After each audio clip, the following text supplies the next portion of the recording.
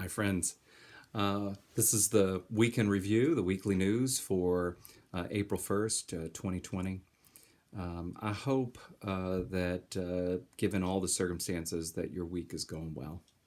Um, I think these are strange times. I mean, I think we all keep saying it over and over again, and but it's so true. And there's some real positives for me. We just had the Wednesday night small group met over Zoom, and I think we're all a little skeptical and wondering how that would go.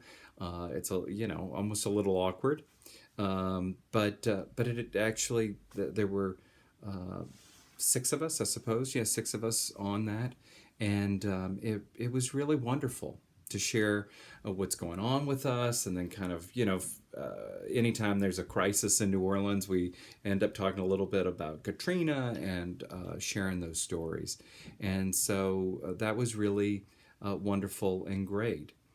But at the same time, there's a lot of loss at the same time, right? And I don't think a good colleague of mine. Well, now she's up in Mississippi, but we're both priests, an Episcopal priest, Mother Ann Maxwell, and maybe I'll post a copy of it uh, below in the weekly news. But she really talked about the fact that everybody's loss is still loss. And I think saying, well, my loss isn't as bad as someone else's loss doesn't really diminish your loss.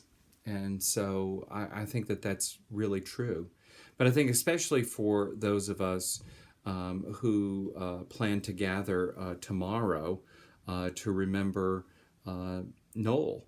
And, um, and so, our good friend, unfortunately, we can't gather in person, but tomorrow night at 7 p.m., Thursday, April 2nd at 7 p.m., tune in on Facebook Live, and we will have about a 30-minute memorial service to remember and say prayers for Noel.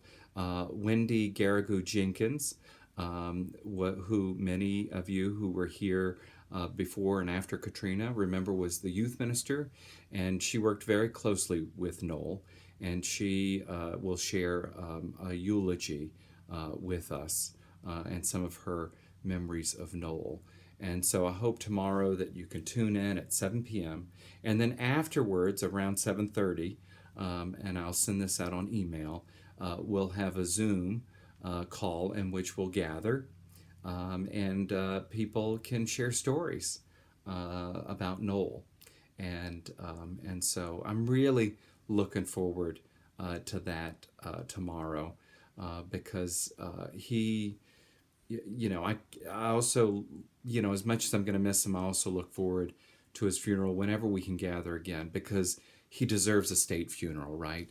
And he deserves a big celebration. He was larger than life. And so I hope that you can join in on that. This Sunday is Palm Sunday. What are we going to do for Palm Sunday? That's kind of been on my mind for, obviously a couple of weeks now.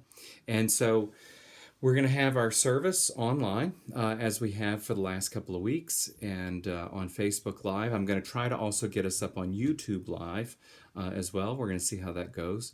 And so I'm going to then, as part of it, I'll bless palms over the service. But what I want to invite you to do is to put out your palms. Put them on your door, maybe put them on the gate in front of your house, and or draw a palm and put it out. And then, if you want to participate in this by Saturday at 3 p.m., I need to hear from you. Send me a text or an email. And if you send an email, put Palm Sunday in the line. And I'm going to drive around to everyone's houses.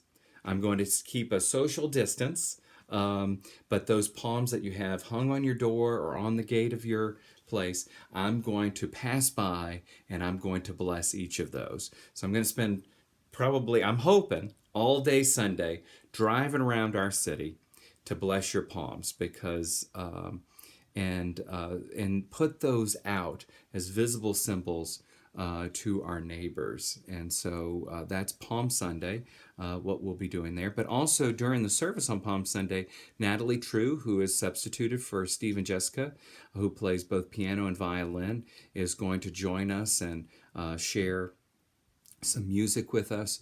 And so we'll have that. I'm very excited about that. The Lenten diaper drive is continuing to go on. Below in the comments or in the email, there is a link to an Amazon wish list. So click on that. These diapers assist a clinic that works with immigrants who live here in our city. It's a pediatric clinic, and many of these families, especially right now, you can think about it. It's a lot of people who work domestic work or who work in the construction field, and they are out of work. And so they desperately need diapers for their little ones. And so as we continue our almsgiving for Lent, I want you to think about going on there and donating some diapers to that clinic, which is doing excellent work. Dr. Megan Howell at Annunciation connected us with this project. She's a pediatrician herself, and we're really excited about it. And finally, don't forget that you can give online. The church still has expenses, both churches. We still, actually, I think we're working harder than ever, because to do a virtual church and online church takes a lot of effort. So if you would please continue to give if you're able to. If you're unemployed or you've had a loss in your income, please do not feel any pressure at all. Okay? We all give according to our ability, is what the scriptures say.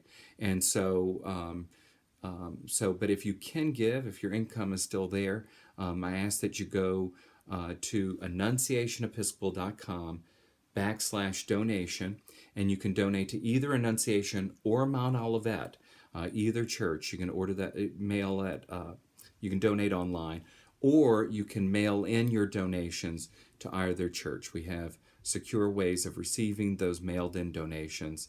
The mailboxes are being checked several times a day at both churches, and so you can also mail your donation in.